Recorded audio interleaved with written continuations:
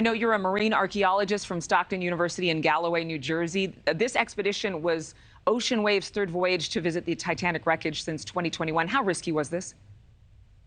Very risky. It's unpunishable deaths or depths, I should say. But anytime you're using a submersible to go this deep, you want to make sure that you've taken all the safety precautions. And for the most part, I think OceanGate has done that. But this is exploration of the deep ocean, which in many cases, because of the water pressure and the depth, is much more difficult in many ways than flying into space. Why do people still want to go down and see this Titanic wreckage? Why? It's such a compelling story. Besides all the movies, Titanic was an unsinkable ship, the most modern technology of its time. And we've had parallels with some of our own technology, the Space Shuttle Challenger when it blew up. All those things just make us realize that we are reliant on technology, which can and often does fail. But in terms of history, it's such a compelling story. People want to see it. It's a historic site. It's a World Heritage Site. And people are visiting it to catalog exactly what happened because of its historical significance. And it goes well beyond just the wreck itself. If you're traveling on a passenger liner on vacation, for example, all of the safety regulations that you go through on those boats are a result of the Senate hearing on why the Titanic sank. So the Titanic has had a huge impact on ocean safety. Well, I think about, one of the gentlemen who is on board this submersible. He actually was launched on a rocket to visit the ISS, or just he was able to get into space on one of the rockets. I can't remember exactly right now. But this is like, I guess, somebody who didn't want to fly, their version of going to depths that most humans will never see, but so dangerous in terms of the technology. There aren't a lot of watercraft that can actually go this deep. So how and why do you think that lost contact with the support vessel?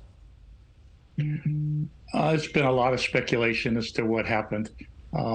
You're trying to communicate with something at extreme depths. It could simply be they had a problem with the communication device on board the submarine, and they're going about their business on the seafloor as if nothing else happened. They could have become entangled in the wreck, which made it difficult for them to surface.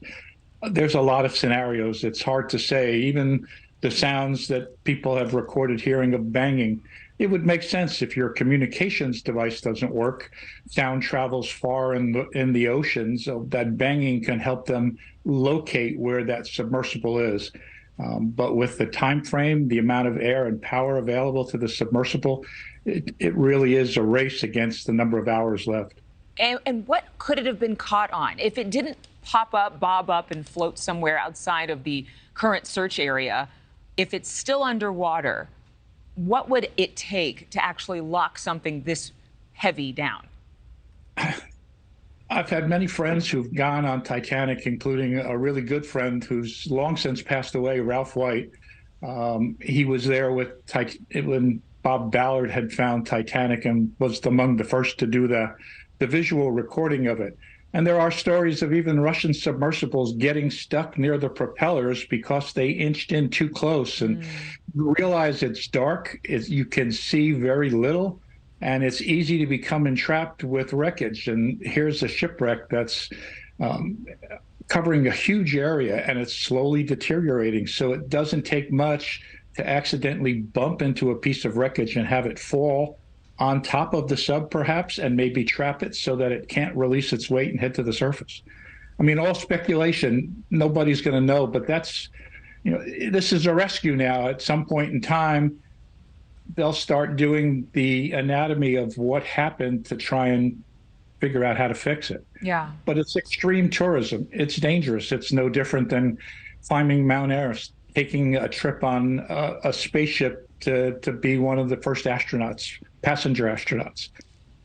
And it's terribly dangerous, but at the same time, that makes it exciting, doesn't it? It does make it thrilling. Thank you for watching. Go to newsnationnow.com to find NewsNation on your television provider. And don't forget to click the red subscribe button below to get more of NewsNation's fact-driven, unbiased coverage.